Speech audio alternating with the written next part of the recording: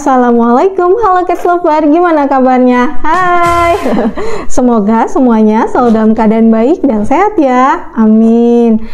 Di video kali ini aku bakal kasih tips buat kalian bagaimana caranya mengatasi masalah earmet pada kucing kesayangan kita ya. Earmet itu apa sih? Earmet itu adalah tungau atau parasit telinga yang hidupnya itu di dalam rongga telinga kucing ya. Jadi ciri-cirinya apa sih? Terus penyebabnya apa? Terus dampak negatifnya itu untuk kesehatan kucing kita itu apa? Nanti semuanya aku jelasin di dalam video ini dengan jelas ya. Nah, untuk itu jangan lupa disimak videonya sampai habis ya. Penyebabnya apa sih earmet itu? Jadi earmet itu bisa jadi karena ketularan, terus karena memang musimnya seperti itu ya. Tapi umumnya yang aku tahu nih, sepengalaman aku ya, kucing yang mau dijaga seperti apapun ya, kalau misalkan dia itu tidak rutin dikasih obat tetes anti earmet, itu tetap aja kena ya.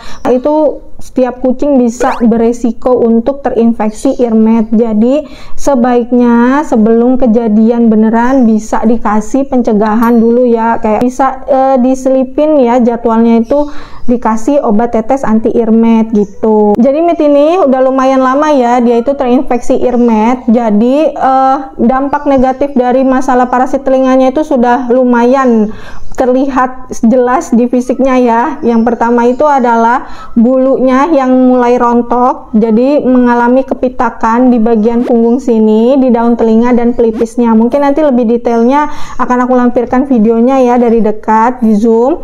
Nah, terus yang kedua juga dia jadi over grooming gitu. Jadi over grooming itu maksudnya dia menjilati tubuhnya secara berlebihan ya, terlalu sering, yang mengakibatkan si bulu rontoknya itu jadi tertelan banyak. Nah, yang biasanya dia ini cuman seminggu sekali atau 2 kali untuk hairball, ini bisa hampir setiap hari Mit itu hairball, dan hairballnya itu banyak banget, gede-gede, dan itu cukup mengkhawatirkan ya, karena masalah hairball itu bisa berdampak juga bagi kesehatan tubuhnya yang lain gitu. Jadi kayak mungkin berdampak pada nafsu makannya, jadi susah gemuk karena kan itu masalah pencernaan ya masuknya. Nah, terus yang ketiga yang paling kelihatan dari Mit itu adalah di dalam telinganya itu kotorannya itu sudah mulai banyak, penuh. Jadi si lilin kotoran telinganya itu udah mulai menyeruak keluar ya, dan kotor kena di bagian bulu-bulunya dia di luar. Nah, kalau sudah seperti itu, bahayanya tingkat lanjut itu adalah bisa menyebabkan masalah infeksi di saluran telinga ya. Jadi kalau yang kalian tahu itu kucingnya biasanya bengkak telinganya, terus mengeluarkan cairan berbau busuk atau bernanah, kita taunya, atau bahasa umumnya tuh apa sih, congean gitu ya.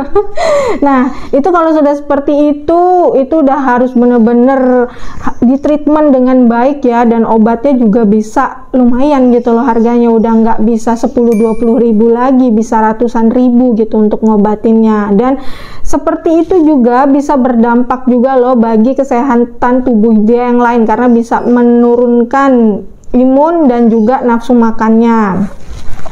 Oke teman-teman, nggak pakai lama, langsung aja ya aku ke praktek gimana cara aku mentreatment telinganya si Mit ini supaya bisa kembali sehat lagi, bersih dari tungau. Untuk treatment earmetnya kali ini aku menggunakan anti scabies plus dari Clever Solution ya. Jadi ini pertama kalinya aku pakai produk ini, jadi sekalian aja buat reviewnya.